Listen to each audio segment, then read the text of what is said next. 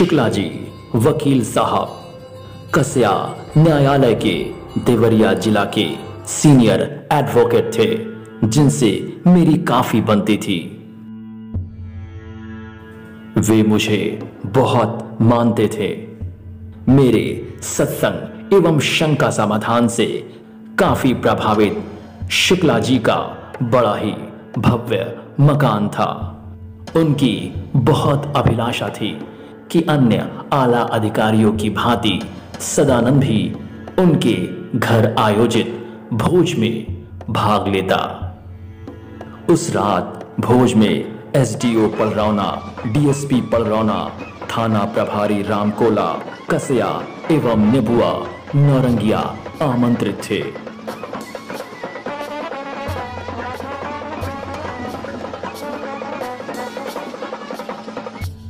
खैर, आइए पुनः चर्चा करते हैं भोज रात्रि की।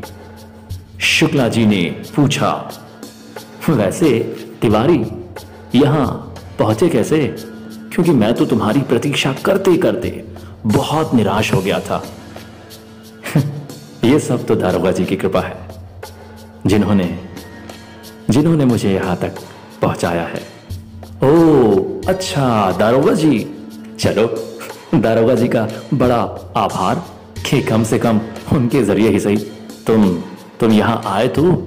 दारोगा जी एकदम सन्न आश्चर्य मुद्रा में ये सब कुछ सुन देख रहे थे।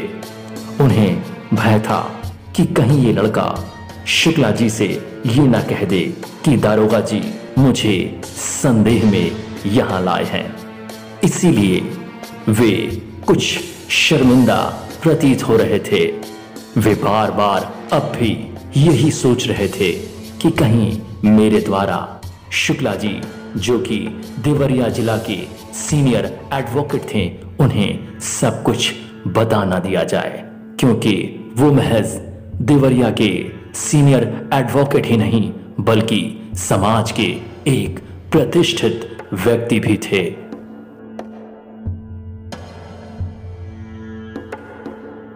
सभी ने भोज के विधान के अनुसार उसमें भाग लिया।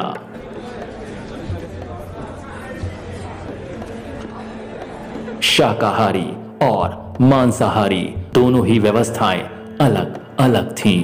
सभी ने अपनी अपनी रुचि के अनुसार भाग लिया।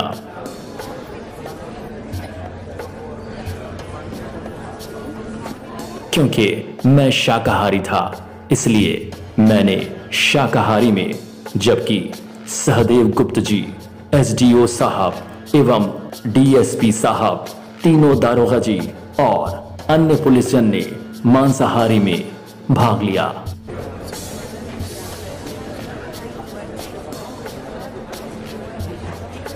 भोज के दौरान ही दारोगा जी शुक्ला जी से पूछ पड़े, वैसे शुक्ला जी आप सदानंद जी को कैसे जानते हैं?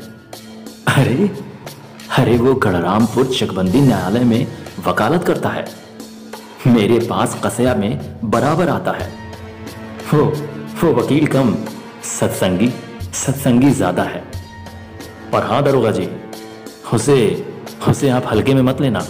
वो धर्म का धुरंधर विद्वान है।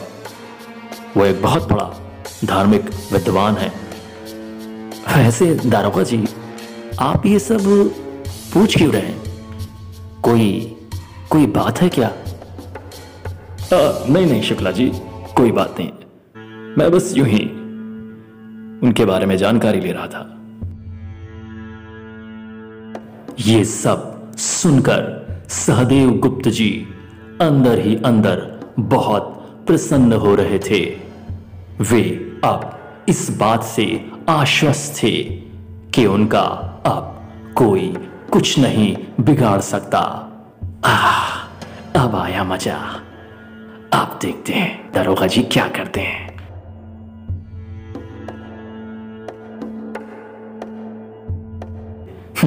बड़े अकड़कर हम लोग को यहां ले आए थे।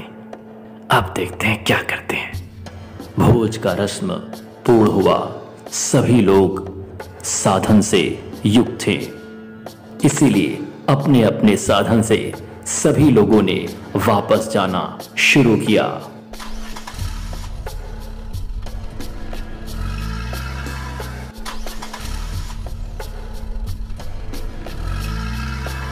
लेकिन इसी दौरान शुक्ला जी मुझसे पूछ पड़े, अरे अरे तिवारी, तू तो रहेगा ना, या तू भी तैयार हो रहा है? अरे तू तो रुकेगा ना? नहीं शुक्ला जी, मुझे मुझे मुझे अत्यंत आवश्यक कार्य है, इसलिए मुझे जाना होगा। मैं वचन देकर आया हूं कि मैं शीघ्र ही वापस आ जाऊंगा। काफी लोग मेरी प्रतीक्षा कर रहे हैं, इसलिए मेरा जाना ही श्रेयस्कर होगा। तब शुक्ला जी ने कहा, अच्छा अब तू तो जाएगा, चलो जैसी तुम्हारी इच्छा। मैं गाड़ी भिजवा रहा हूं। ओ भाई गाड़ी लगाओ, सदानंद जी को छोड़ कर आओ।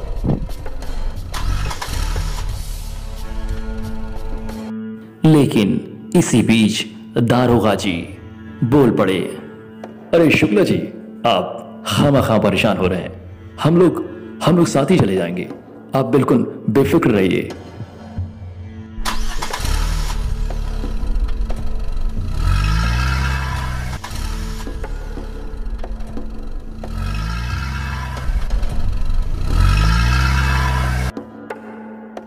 रास्ते में दारोगा जी बार बार क्षमा याचना करने लगे। वे अपने को गलत मानकर बार बार अफसोस कर रहे थे। सदानंद जी, सदानंद जी, मुझे माफ कर दीजिए। मैंने खामखा आप पर शक किया। मुझसे बहुत बड़ी गलती हो गई, बहुत बड़ी गलती। मुझे अपने किए पर बहुत अफसोस है, बहुत ही ज्यादा अफसोस। लेकिन मैं आपको आश्वासन देता हूं कि जिन लोगों ने आपके खिलाफ झूठी FIR करवाई है, मैं कल उन्हें थाने बुलाकर उनकी बखिया उधेड़ूंगा। मैं कल उनकी ऐसी वोट लगाऊंगा कि वो भविष्य में ऐसी गुस्ताखी करने की सपने में भी नहीं सोचेंगे। लेकिन फिलहाल अभी सदानंद जी, मुझे आप माफ कर दीजिए। मुझसे बहुत बड़ी गलती हुई है, बहुत बड़ी गलती।